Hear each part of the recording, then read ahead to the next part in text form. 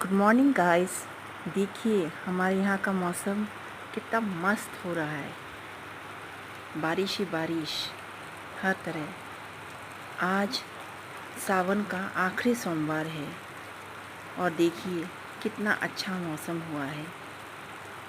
चारों तरफ पानी ही पानी, बरसात हो रही है।